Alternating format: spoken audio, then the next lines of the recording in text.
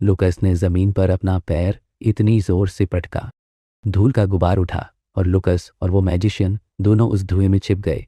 किसी को कुछ दिखाई नहीं दिया। मैजिशियन तो हैरान रह गया। उसे यकीन ही नहीं हुआ कि एक मार्शल आर्टिस्ट, वो भी सिर्फ लेवल 1 का, एक किक से इतनी पावर कैसे निकाल सकता है। लुकस की आंखें तेज हुई। उसने मैजिशियन को बताया कि अब कोई देख नहीं रहा तो फिक्र की कोई बात नहीं। फिर पूछा, तैयार हो? मैजिशियन की आंखों में डर छा गया। उसने जल्दी से अपनी मैजिक डैगर निकाली, पर वो उसे चला पाता उससे पहले ही लुकस बिजली की तेजी से बढ़ा। उसने हथियार छीना और मैजिशियन को जोर से जमीन पर दे मारा। उसने वो डैगर मैजिशियन की हथेली में घुसा दी। एक क्रैक हुआ और वो मैजिकल ब्लेड टूटकर हवा में घुल गया। मैजिशियन के मुंह से दर्द भरी आह निकली। उसकी हथेली दर्द से फड़क रही थी और खून बह रहा था। क्या ये सीन तुम्हें जाना पहचाना नहीं लग रहा? लुकस ने अपनी आवाज में एक ठंडी धार के साथ पूछा। वो आगे बोला, कैसा लगता है अपने ही हथियार से वार होना, वही जो तुमने उस दिन आलतू पर इस्तेमाल किया था? जैसे ही वो बोला, लुक्स हवा में कूदा, किक मारने के लिए पैर उठाया और अपनी जबरदस्त स्ट्रेंथ का सिर्फ 2% इस्तेमाल किया। किक लगी और मैजिशियन हवा में दूर जा गिरा। वो किक सीधी मैजिशियन के चेहरे पर लगी। उसका साफ निशान छोड़ गई। मैजिशियन ने खून खासा। उसकी चीखें दर्द से गूंज उठी। लुकस की आंखें लाल हो गई। वो तेजी से आगे बढ़ा। उसकी मुट्ठी अगले वार के लिए तैयार थी। उधर मैजिशियन का दिमाग दौड़ रहा था। वो सोच रहा था कि मैजिक क्यों काम नहीं कर रही। उसे डर था कि कहीं पिछले अटैक से उसकी मैजिकल मेरिडियन टूट ना गई हो।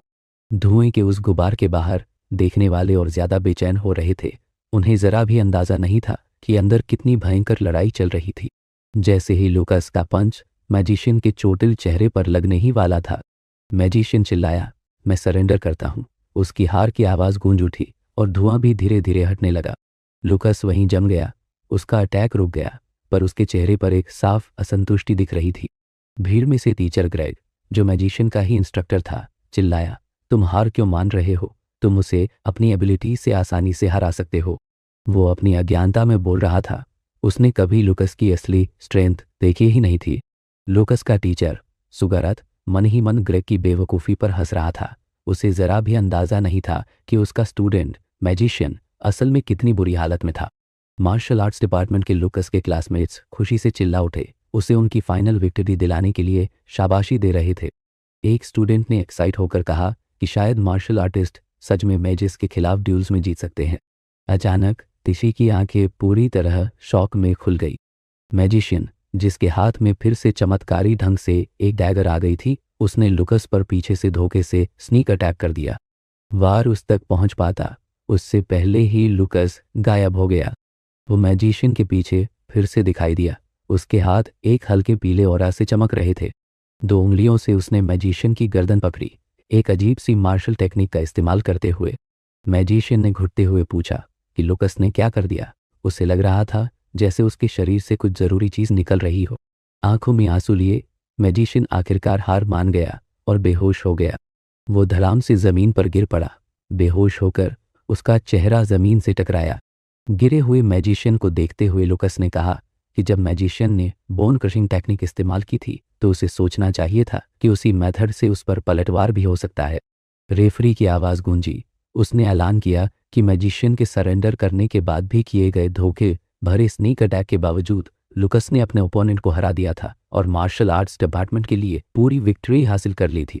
उधर लुकस की कजिन, जिसने वो टेक्निक देखी थी, पूरी तरह शॉक में थी। उसे समझ ही नहीं आ रहा था कि उसने क्या देखा था। वो टेक्निक मेरिडियन सेवरेंस जैसी लग रही थी, जो पुराने टेक्स्ट में बताई गई एक एडवांस आर्ट थी। उसकी साथी जूलिया ने पूछा, क्या हुआ? सोच में डूबी। उसने जवाब नहीं दिया। वो सोच रही थी कि इस एम्पायर में किसी भी मार्शल आर्टिस्ट ने एक सदी से ऐसी टेक्निक का सफलतापूर्वक इस्तेमाल नहीं किया था। उसके दिमाग में एक ही सवाल था, लुकस, तुम आखिर हो कौन? मार्शल आर्ट्स के स्टूडेंट्स अपनी चीयर्स जारी रखे हुए थे। तीनों विक्टर्स पर कॉम्प्लीमेंट्स की बारिश कर रहे थे जैसे ही वे अपने डॉर्मेट्री की तरफ जा रहे थे।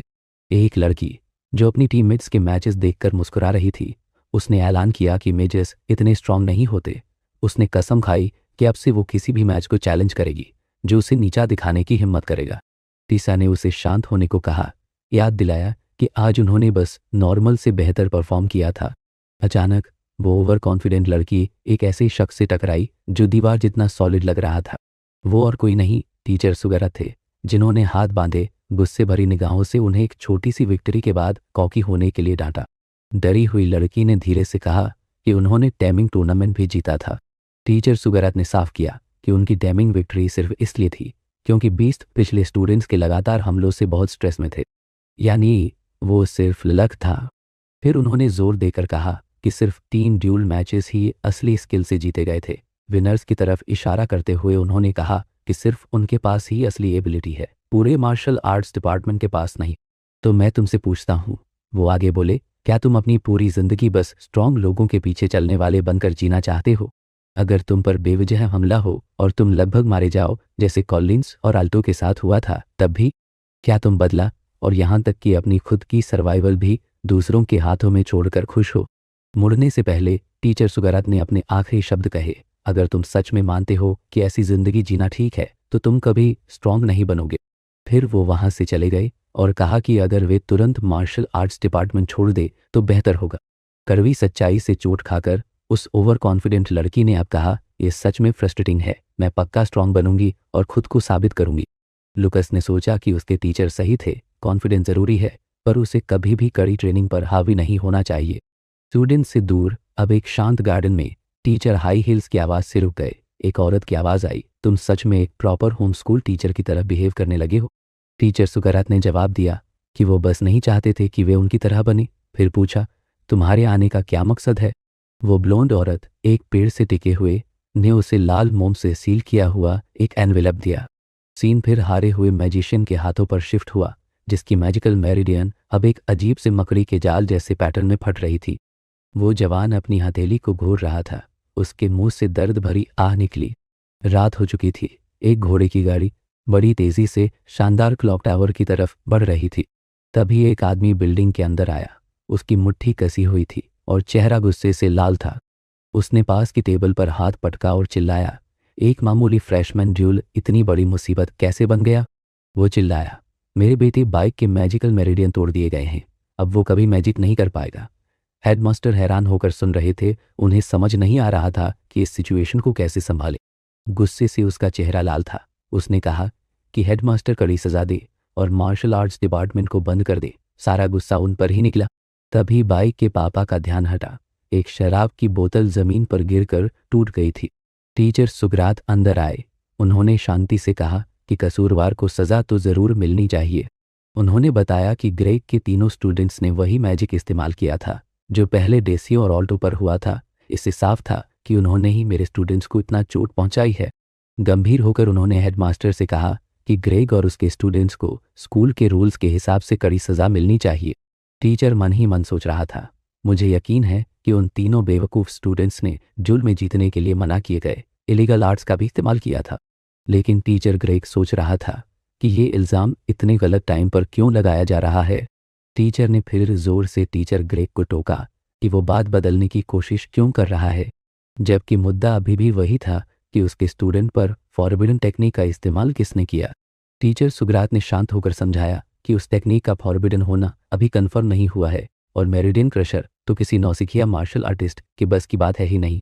बाइक के पापा ने मन ही मन सोचा, हाँ ये तो सच है, रयान का वो बेकार बेटा जिसे भगवान भी पसंद नहीं करते, वो भला कोई पुरानी फॉरबिडन टेक्निक कैसे चला सकता है। टीचर ग्रेग ने हाथ हिलाकर कहा कि एक एडवांस मार्शल आर्टिस्ट तो फॉरबिडन टेक्निक यूज कर ही सकता है। उसने इशारा किया कि ड्यूल वाली जगह पर टीचर सुगरात ही इकलौते एडवांस्ड मार्शल आर्टिस्ट थे। टीचर ग्रेग ने फिर अपनी नजरें टीचर सुगरात पर टिका दी। वो सुगरात के करीब आया, आमने सामने खड़ा हो गया। उसने सुगरात की छाती पर हल्के से उंगली मारी, जैसे कह रहा हो, कहीं असली गुनहगार तुम तो नहीं। सुगरात ने जवाब दिया कि अगर उसके पास ऐसी फॉरबिडन टेक्निक होती तो ग्रेग को उसकी पावर कब की महसूस हो जाती। हेडमास्टर ने बीच में टोका और पूछा, तो फिर सुगरात तुम बाइक की इस बुरी हालत को कैसे समझाओगे। टीचर सुगरात ने बस कहा कि ये बाइक का अपना कर्मा भी हो सकता है। उसे लुकस से हुई बात याद आई। लुकस ने फॉरबिडन टेक्निक यूज करने से मना किया था और एक अलग ही थ्योरी बताई थी। लुकस ने अंदाजा लगाया था कि बाइक ब्लैक मार्केट से डर्टी टेक्निक्स खरीद रहा था और उनके लिए बहुत पैसे दे रहा था। लुकस ने आगे ये भी अंदाजा लगाया था कि शायद ब्लैक मार्केट वालों को डर था कि उनके राज बाहर आ जाएंगे। सुगरात ने लुकस की बात पूरी करते हुए कहा कि शायद अंडरवर्ल्ड के किसी पावरफुल आदमी ने ड्यूल का फायदा उठाकर अपना काम कर दिया। अब प्रेजेंट में वापस आते हैं। हेडमास्टर सोच में डूबे अपनी थोड़ी सहला रहे थे। बाइक के पापा ने हंसकर कहा कि ऐसी बेकार अफवाहों से ये मामला खत्म नहीं होगा। टीचर ग्रेग भी मान गए और इससे बस एक अंदाज़ा बताया। सुकरात ने बहस की, ये बात किसी बिगिनर मार्शल आर्टिस्ट के पुरानी फॉरबिडन टेक्निक चलाने से ज़्यादा पॉसिबल है। उसने जोर देकर कहा कि ऐसी पावर वाला कोई तो वहाँ ज़रूर मौजूद था। टीचर सुकरात ने फिर बाइक के पापा को सख्त वार्निंग दी। उस आदमी के गुस्से को बेफिक्री से मोल लेना बहुत भारी पड़ सकता है। सीन फिर शानदार क्लॉक टावर के एक अलग हिस्से में शिफ्ट हो गया। विशाल लाइब्रेरी के अंदर डायरेक्टर ओटानी एक कॉरिडोर में चल रहे थे। एक लैंप उनके रास्ते को रोशन कर रहा था। वो आखिर में एक खास किताब के सामने रुके और खुशी से बोले, मिल गई। किताब को पकड़कर उसने देखा कि उस पर धूल नहीं थी, मतलब उसे हाल ही में यूज़ किया गया था। लैंप को ज़मीन पर रखकर उसने तेज़ी से किताब के पन्ने पलटना शुरू कर दिए। उसकी आंखें एक ऐसे पेज पर रुक गई जिसमें वही टू फिंगर क्लॉ टेक्निक बनी थी जो लुकस ने ड्यूल के दौरान इस्तेमाल की थी। उसके चेहरे पर एक सेटिस्फाइड स्माइल आ गई और वो बुदबुदाया, जैसा मैंने सोचा था। फिर वो ज़ोर ज़ोर से हंसने लगा। इस बीच सीन शिफ्ट होता है मैजिकल बीस्ट माउंटेन रेंज में छिपे हॉट स्प्रिंग्स की तरफ। वहाँ हमारा हीरो एक पावरफुल पोशन स्प्रिंग में डाल रहा था। वो सोच रहा था कि ऑल्टो और डेसियो का ट्रीटमेंट पूरा करने का टाइम आ गया है। ऑल्टो और डेसियो कपड़े उतारे स्प्रिंग के गर्म पानी में डूबे हुए बैठे थे। पोशन तेजी से फैल गया और स्प्रिंग को एक शानदार नीले रंग में बदल दिया। ऑल्टो दर्द से कराह उठा क्योंकि उसकी बॉडी पर एक चमक आ गई थी। पोशन उसकी बंधी हुई चोटों पर अपना मैजिक दिखाना शुरू कर रहा था। नीली एनर्जी की धाराएं उसकी मसल्स से होकर गुजर रही थी, उन्हें ठीक कर रही थी। डेसियो भी बेचैनी में बड़बड़ाया क्योंकि रिकवरी प्रोसेस शुरू हो चुका था। नीली एनर्जी बह रही थी और पोशन के पावरफुल टच से उसकी मसल्स और टेंडन्स को रिपेयर कर रही थी। हमारा हीरो उन्हें देख रहा था। वो चुपचाप उनके दर्द को समझ रहा था, पर उन्हें बस थोड़ा और झेलने को कह रहा था। उसने मुट्ठी कसी और उसके चेहरे पर एक पक्का इरादा था। उसने ऐलान किया कि मार्शल आर्टिस्ट भी मेजेस की तरह ही लिंक टेक्निक्स यूज कर सकते हैं। दिन कब बीत गए पता ही नहीं चला। हमारी कहानी अब डैक टाउन पर फोकस करती है। इसी डरावने टाउन में एक घोड़े वाली गाड़ी खड़खड़ करती हुई पहुंची। गाड़ी वाले की ऊंची आवाज से उसका आना पता चला। गाड़ी से लुकस के पापा निकले। उन्होंने अपनी वाइफ को प्यार से नीचे उतारा। उनके चेहरे पर बच्चों से मिलने की एक्साइटमेंट थी। वो कह रहे थे कि अब वो अपने बच्चों को गले लगा पाएंगे। लुक्स की मम्मी ने आसपास देखा। टाउन को देखते हुए उन्होंने कहा, लगता है यहाँ टाइम रुका हुआ है। वाइफ के चेहरे पर उदासी देखकर लुकस के पापा हॉल्ट ने धीरे से उनका नाम लिया, कैथरीन। कैथरीन ने स्माइल करके कहा, डोंट वरी, मैं बस पुरानी यादों में खो गई थी। जैसे ही वो खड़े थे, एक अकेला राइडर घोड़े पर सवार होकर उनके पास आया। उसे देखते ही लुकस की मम्मी की आंखों में खुशी के आंसू आ गए। वो यंग मैन घोड़े से उतरा और आगे बढ़ा। ये था साइन मिरांडा, कैथरीन का छोटा भाई और आइवा का पापा। जो लोग भूल गए हैं उनके लिए बता दूं, आइवा लुकस की कज़न थी। वो एक टैलेंटेड यंग मैजिशियन थी जिसने मैजिकल डिपार्टमेंट में सेकंड पोजीशन हासिल की थी, बस यंग जूलिया से पीछे। साइन ने अपनी बहन को देखकर दिल से ग्रीटिंग दी, लॉन्ग टाइम नो सी। 10 साल पहले जब आसमान खून जैसे लाल रंग से रंगा था, बीस्ट फोक ट्राइब्स ने एम्पायर के बॉर्डर्स पर भयानक हमला किया और यहीं से उस इलाके में लगातार और खतरनाक लड़ाइयों की शुरुआत हुई। इंसानियत इस खतरे के खिलाफ एक होकर लड़ी। 3 दिन और 3 रात तक वो लड़ाई चली जिसमें दोनों तरफ का बहुत नुकसान हुआ। इस चाओस के बीच यंग कैथरीन खड़ी थी। उसका मैजिक आग की तरह जल रहा था और वो आते हुए बीस्ट से बहादुरी से लड़ रही थी। तभी एक चालाक बीस्ट बिना किसी को दिखे छुपकर अटैक करता है। उसके पंजे उसे मारने के लिए तैयार थे, लेकिन एक पल में young knight commander Halt Ryan बीच में आ गया। उसकी तलवार ने फटाक से बीस्ट का सिर काट दिया। उसने कैथरीन को बचाया और उसे अपनी प्रोटेक्टिव बाहों में भर लिया।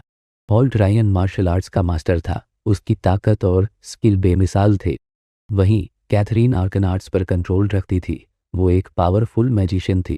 मौत के मुंह से साथ निकलकर उनके बीच एक गहरा बॉन्ड बन गया जो प्यार में बदल गया। उन्होंने वहीं कसम खाई कि वो अपनी जिंदगी एक होकर बिताएंगे।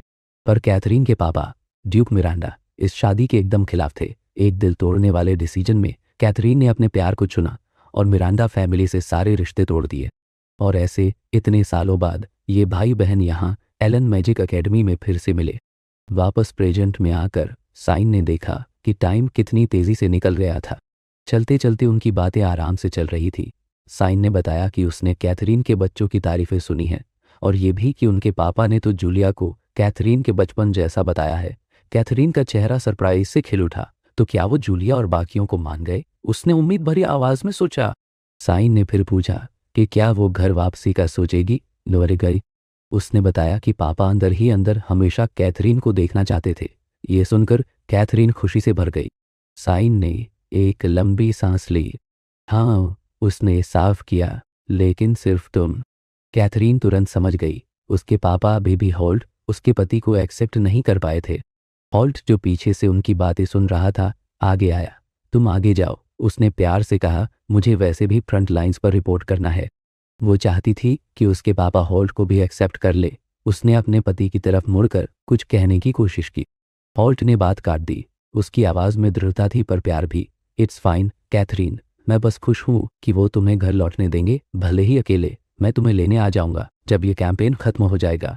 ये कहकर वो मुड़ा और टाउन गेट्स की तरफ चल दिया। साइन उसे जाते देख रहा था।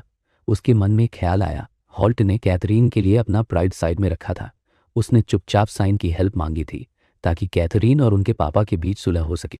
वो सच में एक अच्छा पति था, पर बूढ़ा ड्यूक अभी भी ये बात माफ नहीं कर पाया था कि उसकी नोबल मैच बेटी ने एक मामूली मार्शल आर्टिस्ट से शादी कर ली थी। साइन की आंखें सोच में सिकुड़ गई। काश किसी दिन, काश कोई ऐसा आए जो मार्शल आर्टिस्ट्स के खिलाफ समाज के गहरे बैठे प्रेजुडिस को तोड़ सके। उसी पल सीन शिफ्ट हुआ और लुकस कहीं दूर छींक रहा था। नाक रगड़ते हुए लुकस ने सोचा कि इतनी कड़ी ट्रेनिंग के बाद भी क्या उसे सर्दी लग गई। वो उसकी बहन जूलिया और काई साथ चल रहे थे। काई पर खाने का बोझ था। जूलिया ने चिढ़ाते हुए कहा कि काई आज दूसरों के लिए खाना खरीद रहा है। ये तो बड़ी अनोखी जनरसिटी है। सच में काई पर ढेरों लंच बॉक्स और खाने के बैग्स का बोझ था। वो हंसा और जूलिया से प्रॉमिस किया कि एक बार ऑल्टो और बाकी सब ठीक हो जाए तो वो उनसे रिटर्न में ट्रीट जरूर लेगा। लुकस भी बीच में बोला। उसे काई के प्लान में कोई गलती नहीं लगी। पास में मैजिशियन स्टूडेंट्स आपस में फुसफुसा रहे थे। देखो, ये मार्शल आर्ट्स डिपार्टमेंट का लक किंग है, एक ने फुसफुसाया। लगता है उनके ड्यूएल से ठीक पहले एक एसिसिन ने बाइक पर अटैक किया था और वो बस प्योर लक से जीता।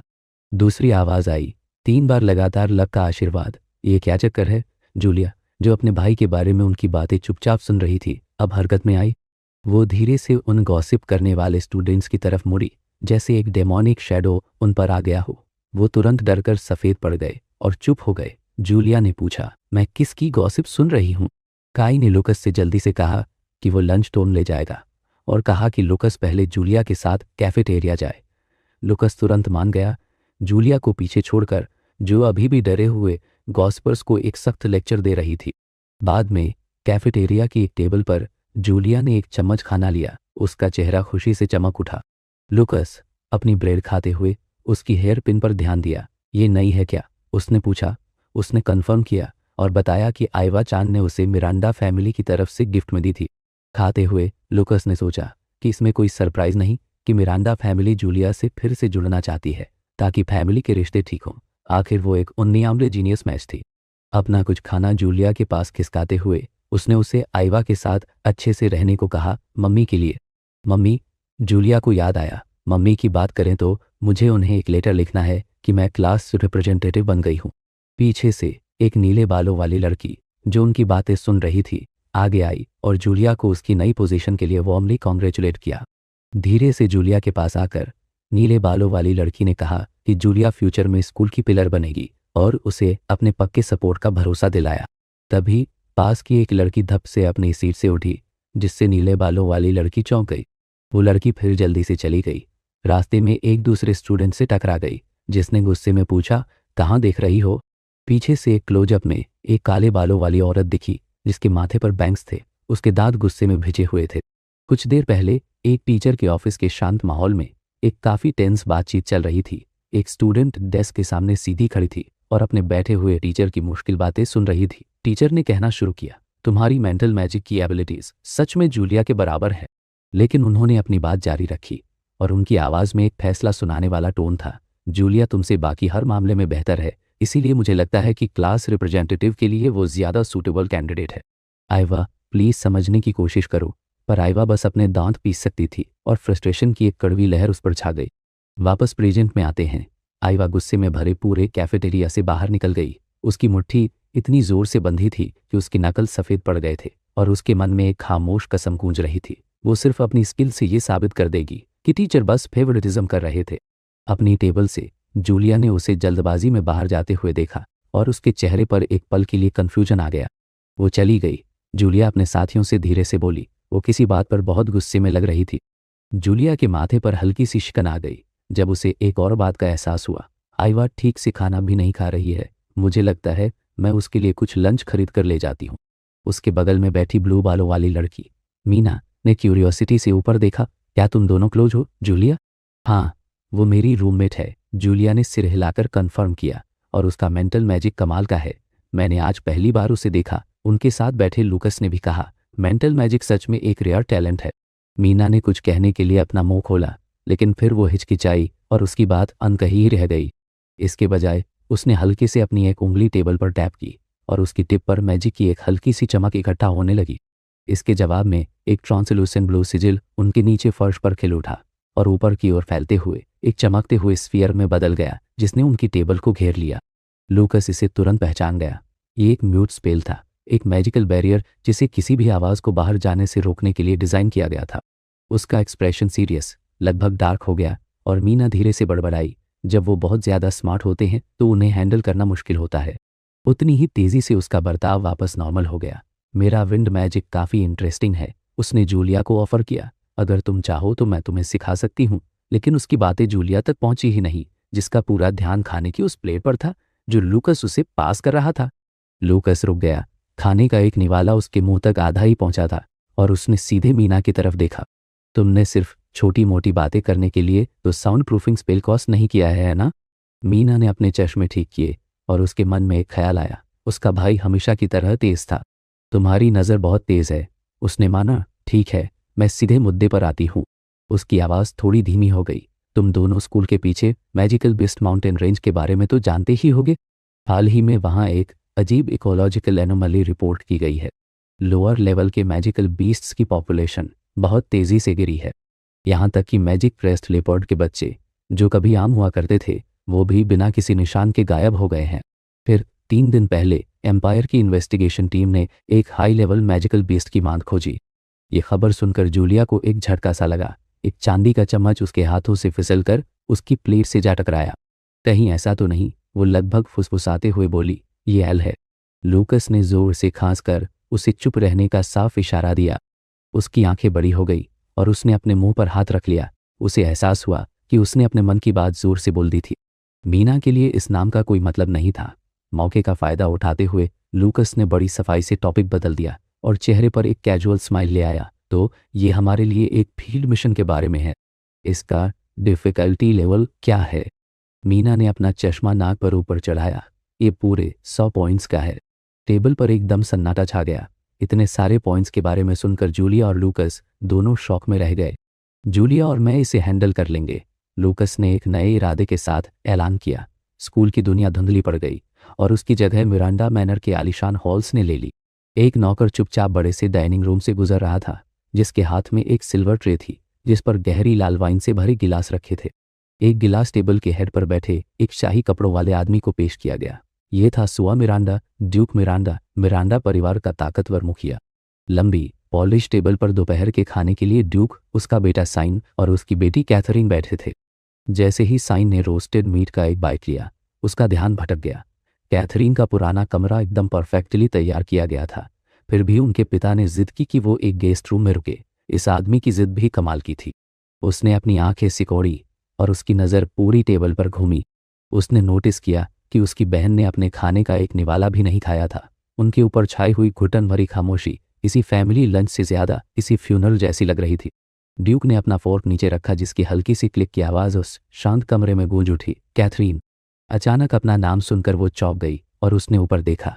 जहाँ तक जूलिया की बात है, उसने फॉर्मल टोन में कहना जारी रखा, एक लड़की जिसमें होली आर्कमिज बनने की क्वालिटीज़ हैं, मैं उसे अपनी पोती के रूप में स्वीकार करने को तैयार हूँ। शुक्रिया पिताजी, कैथरीन ने कहा और उसकी आवाज़ में उम्मीद की एक किरण थी। और लूकस भी एक बेहतरीन मार्शल आर्टिस्ट है, उसने परफेक्ट स्कोर किया है। ड्यूक ने उसकी बात काट दी। कोई मार्शल आर्टिस्ट कितना भी बेहतरीन क्यों ना हो, वो बेमतलब है। मिरांडा परिवार जिसे ढूंढता है वो सिर्फ वो लोग हैं जिनमें होली आर्कमेज बनने का टैलेंट हो। कैथरीन के चेहरे पर एक शिकन आ गई।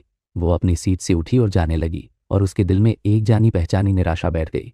मार्शल आर्टिस्ट के खिलाफ उसका ये भेदभाव कभी नहीं बदलेगा। जैसे ही वो मुड़ी, एक नौकर ड्यूक के पास आया। नौकर ने एक सील किया हुआ खत पेश किया। Your grace, magical beast mountain range में इन्वेस्टिगेशन टीम से नई जानकारी आई है। कैथरीन और साइन ने चौंक कर एक दूसरे को देखा। सारी जगहों को छोड़कर अचानक वहां इन्वेस्टिगेशन क्यों? ड्यूक ने सील तोड़ी और छोटा सा मैसेज पढ़ा। बीस्ट की मांद के नीचे एक नया एरिया मिला है। डेंजर लेवल का पता नहीं है। क्या माउंटेन रेंज में कुछ हुआ है? साइन ने पूछा। कैथरीन, जिसका दिमाग तुरंत एलन मैजिक एकेडमी में अपने बच्चों पर गया, उसने अपना डर जाहिर किया। क्या वो खतरे में होंगे? ड्यूक मिरांडा अपनी कुर्सी से उठे। उनकी मौजूदगी रौबदार थी। एलन मैजिक एकेडमी में उसके टीचर्स हैं और मेरे अपने लोग भी वहां तैनात हैं। जब तक स्टूडेंट स्कूल ग्राउंड्स के अंदर रहेंगे कोई खतरा नहीं होना चाहिए। जैसे ही वो जाने के लिए तैयार हुए, वो एक आखिरी हिदायत के साथ कैथरीन की तरफ मुड़े। जब तक ये मामला सुलझ नहीं जाता तुम बच्चों से मिलने मत जाना। वो एक पल के लिए हिचकिचाई और फिर मान गई। जी पिताजी। लेकिन जैसे ही वो गए, एक गहरी और साफ चिंता उसके चेहरे पर छा गई। अगले दिन एलन मैजिक एकेडमी में मिशन बोर्ड पर बैठे स्टूडेंट क्लर्क ने माफ़ी मांगते हुए कहा। उसने बताया कि इस मिशन को एक्सेप्ट करने के लिए अब आपको कम से कम 5 लोग चाहिए और उनमें से कम एक स्टूडेंट काउंसिल मेंबर होना जरूरी है। ये अचानक हुआ बदलाव मीना को एक झटके की तरह लगा। क्या? वो जोर से चिल्लाई। उसकी तीखी आवाज़ सुनकर आसपास के कई स्टूडेंट्स चौंक कर उसे घूरने लगे। वो डेस्क पर झुककर एक गहरी फुसफुसाहट में बोली, जब मैंने कल चेक किया था तब लोगों की संख्या पर कोई लिमिट नहीं थी। क्लर्क थोड़ा असहज हो गया। मुझे माफ़ कीजिए, प्रेसिडेंट ने मिशन की रिक्वायरमेंट्स बदल दी हैं। माउंटेन रेंज के अंदर वाली केव में एक एनोमली रिपोर्ट की गई है। मीना के हाथों की मुट्ठियां कस गई और उसके दिमाग में घमंडी स्टूडेंट काउंसिल प्रेसिडेंट का चेहरा घूम गया। वो आदमी, वो अपने मन में गुर्राई। उसने जानबूझकर ये शर्तें बदली हैं। ये शर्त लगाकर कि मैं 5 लोग इकट्ठा नहीं कर पाऊंगी। उसके पीछे खड़ा लूकस बड़े इंटरेस्ट के साथ ये पूरा सीन देख रहा था। क्या स्टूडेंट काउंसिल की वाइस प्रेसिडेंट इतनी अकेली है कि उसे अपने साथ ले जाने के लिए 4 लोग भी नहीं मिल रहे? उसने सोचा। तभी तो वो एंट्रेंस एग्जाम के बाद से जूलिया के साथ इतना फ्रेंडली बर्ताव कर रही है। हार मानते हुए एक गहरी सांस लेकर मीना, जूलिया और लूकस की तरफ मुड़ी। सॉरी, उसने अपने कंधे झुकाते हुए कहा। लगता है हमें ये मिशन छोड़ना ही पड़ेगा। लेकिन लूकस और जूलिया ने एक दूसरे की तरफ देखा। दोनों की आंखों में एक पक्का इरादा था। चिंता मत करो, वो दोनों लगभग एक साथ बोले। रिक्रूटिंग का काम हम पर छोड़ दो। मीना के अंदर अचानक इमोशंस की एक लहर दौड़ गई और उन्हें थैंक यू बोलते हुए उसकी आंखों में शुक्रगुजारी के आंसू भर आए। ये कितने अच्छे बच्चे हैं, उसने सोचा और उसे एक गिल्ट का एहसास हुआ। मुझे उन्हें पॉन्स की तरह इस्तेमाल करने की अपनी प्लानिंग पर अब बुरा लग रहा है। लेकिन उसने तुरंत ही इस सेंटिमेंटल ख्याल को अपने दिमाग से झटक दिया और अपनी इस पल भर की कमजोरी पर पछतावा किया। ठीक तभी मेटल के खनकने की आवाज़ के साथ किसी ने जोर से पुकारा, सीनियर मीना। चमकते हुए आर्मर में एक शख्स उनकी ओर चला आ रहा था। चूंकि मेरा बेस्ट फ्रेंड लूकस एक फील्ड मिशन पर जा रहा है तो मैं भी तुम्हारी मदद करूंगा। ये काई था जो सिर से पांव तक फुल प्लेट आर्मर में था। उसके हाथ में एक बहुत बड़ी शील्ड और कमर पर तलवार लटक रही थी। उसने मन ही मन खुशी से सोचा, अब वक्त आ गया है कि मैं अपने पेरेंट्स के खरीदे हुए एडवांस्ड इक्विपमेंट का इस्तेमाल करूं। तभी लूकस के पीछे से सिल्वर बालों वाली एक खूबसूरत लड़की ने झांका। आपसे मिलकर अच्छा लगा, उसने धीरे से कहा। मैं वाटर बेस्ड हीलिंग मैजिक में स्पेशलिस्ट हूँ, इसलिए मुझे यकीन है कि मैं काम आ सकती हूँ। उन पर रिक्रूटिंग छोड़ने की बात सोचकर मीना ने मन ही मन अपने शब्द वापस ले लिए। इन नए लोगों को देखकर उसका दिल डूब गया। लूकस जूलिया की तरफ झुका और धीरे से फुसफुसाया, तुमने आइवा की जगह मियाँ सान को क्यों बुलाया? जूलिया ने भी फुसफुसा कर बस इतना ही जवाब दिया। आइवा चान मेरी बात नहीं सुनती। मीना के माथे पर बल पड़ गए, लेकिन उसने फौरन खुद को संभाल लिया। खैर, जो भी हो, ये लोग यहाँ बस गिनती पूरी करने के लिए ही तो हैं। और रही बात मिशन की, तो उसे मैं और जूलिया संभाल लेंगे। तुरंत निकलने का फैसला कर उसने अपना एक्सेलरेशन मैजिक एक्टिवेट किया। इसके साथ भी हमें मैजिकल बीस्ट के ठिकाने तक पहुंचने में आधा दिन लग जाएगा, उसने नई बनी टीम को बताया, इसलिए जल्दी करो। कई घंटे तेजी से चलने के बाद इलाका और भी जंगली और वीरान होता जा रहा था। आखिरकार वो अपनी डेस्टिनेशन पर पहुंच गए। मैजिकल बीस्ट की गुफा का अंधेरा मुंह उनके ठीक सामने था। एंट्रेंस के पास ही मिरांडा फैमिली के सिंबल वाला एक झंडा हवा में फहरा रहा था। लगता है मिरांडा फैमिली की सर्वे टीम अभी इस जगह को इन्वेस्टिगेट कर रही है, मीना ने सबको बताया। वो घुटनों पर बैठी और उसकी उंगलियों ने मिट्टी में किसी मुलायम चीज को छुआ। उसने एक चमकीला नीला पंख उठाया। यहाँ एक बैटल के निशान हैं। थोड़ी ही दूर लूकस और जूलिया ने चैन की सांस ली। शुक्र है वो लोग गलती से एल की केव में नहीं आ गए थे। अचानक लूकस को किसी बड़े खतरे का एहसास हुआ और उसके सेंसेस एकदम चौकन्ने हो गए। उसकी नजरें सीधा ऊपर गईं, जहां एक हार्पी आसमान से सीधे उस पर झपट्टा मार रही थी। ऊपर से अटैक हो रहा है, उसने बाकियों को अलर्ट करते हुए चिल्लाया। मीना ने पलक झपकते ही रिएक्ट किया। उसकी मैजिक वैन चमकने लगी और वो एक स्पेल चैंट करने लगी। विंड ब्लेड, कंप्रेस्ड हवा का एक चमकता हुआ ब्लेड उसकी वैन से निकला और सीधा हार्पी से जा टकराया, जिससे उसके मुंह से खून की उल्टी हो गई। स्पेल के जोर से वो क्रीचर लगभग 2 टुकड़ों में बंट गया। ठीक उसी पल लूकस ने दूसरी हार्पी के अटैक को डॉज किया। उसने बड़ी आसानी से अपना सिर और बॉडी एक तरफ कर ली और हार्पी के पंजे हवा को चीरते हुए निकल गए। एक और हार्पी मीना के पीछे आ गई और उसने उसकी पीठ पर तीर जैसे नुकीले पंखों की बारिश कर दी। उसे अटैक का एहसास हो गया था और वो पलटी। काउंटर स्पेल करने के लिए उसकी वर्ण पहले से ही तैयार थी, लेकिन इससे पहले कि वो कुछ कर पाती, काई उसके और हार्पी के बीच आ गया। उसकी बड़ी सी शील्ड ने पूरा अटैक अपने ऊपर ले लिया और सारे पंख मजबूत स्टील से टकराकर बेकार हो गए। उसने एक बड़ी सी कॉन्फिडेंट स्माइल के साथ मीना की तरफ देखा। क्लोज कॉम्बैट, हम पर छोड़ दीजिए। लेकिन अपनी बड़ाई करने के चक्कर में उसका ध्यान एक पल के लिए भटक गया। तभी एक और हार्पी ने अपने पंजों से उसकी खुली हुई साइड पर हमला कर दिया। इससे पहले कि वो पंजे उसे लग पाते, लूकस एक झटके में उसके पास पहुंचा और एक जोरदार अपवर्ड किक से उस क्रीचर के पैर ही उड़ा दिए। लूकस और काई अब पीठ से पीठ लगाकर खड़े थे, इस पूरे केओस के बीच एक मजबूत दीवार की तरह। फोकस बनाए रखो, लूकस ने एकदम शांत आवाज में कहा। पीछे से मिया ने अपना स्पेल पूरा किया और एक चमकते हुए वाटर स्पिरिट बैरियर ने दोनों फाइटर्स को घेर लिया। सपोर्ट का काम मुझ पर छोड़ दो, उसने पूरे कॉन्फिडेंस के साथ कहा। आसमान और भी ज्यादा हार्पीज से भर गया। उनकी चीखें चट्टानों से टकराकर गूंज रही थी और उन्होंने इस छोटे से ग्रुप को चारों तरफ से घेर लिया था। मीना इन फ्रेशमैन को एक साथ काम करते हुए देख रही थी और उसे पुरानी बातें याद आने लगी। एक टीम का इस तरह कोऑर्डिनेट करना, हर किसी का एक दूसरे को प्रोटेक्ट करना, ऐसा महसूस किए हुए उसे काफ़ी वक्त हो गया था। वो जूलिया की तरफ मुड़ी और उसकी आवाज़ शोर के बीच गूंजी। इन मैजिकल बीस्ट्स को विंड और लाइटनिंग मैजिक पसंद नहीं है। जूलिया के अंदर से अचानक निकली ज़बरदस्त मैजिकल पावर को देखकर मीना की आंखें यकीन ना कर पाने की वजह से फटी की फटी रह गईं। जूलिया ने अपनी स्टाफ को हवा में ऊंचा उठाया और उसके चारों ओर की हवा पर्पल रंग की खतरनाक लाइटनिंग से कड़कड़ाने लगी। बैरियर मैजिक, उसने कमांड दिया और उसकी आवाज़ पावर से गूंज उठी। उसके कदमों के नीचे कॉम्प्लेक्स मैजिकल सर्कल चमकने लगा और इलेक्ट्रिकल एनर्जी का एक बहुत बड़ा कड़कड़ाता हुआ गोला बाहर की ओर फैल गया, जिसने पूरी पार्टी को अपने अंदर ले लिया। जो भी हार्पीज अटैक करने के लिए झपटी, वो बैरियर की सतह से निकली बिजली की तेज लपटों से तुरंत टकरा गई। वो जलकर काली और बेजान होकर धुएं के ढेर की तरह आसमान से नीचे गिरने लगी। ओ तेरी, काई के मुंह से निकला। वो जूलिया की पावर को हैरानी से घूर रहा था। मीना के पास तो शब्द ही नहीं थे। उसका दिमाग ये समझ ही नहीं पा रहा था कि एक फर्स्ट ईयर की स्टूडेंट के पास इतनी खतरनाक मैजिकल पावर कैसे हो सकती है। जूलिया ने उसे पुकारा, लेकिन वाइस प्रेसिडेंट अब भी अपने ही ख्यालों में गुम थी और अपनी हर जानी हुई बात को दोबारा परख रही थी। ख्यालों से बाहर आकर उसने जूलिया की तरफ सिर हिलाया। सब ठीक है। पसीने की एक बूंद उसके गाल से नीचे लुढ़की, क्योंकि उसे एक बहुत बड़ी और डरावनी सच्चाई का एहसास हुआ था।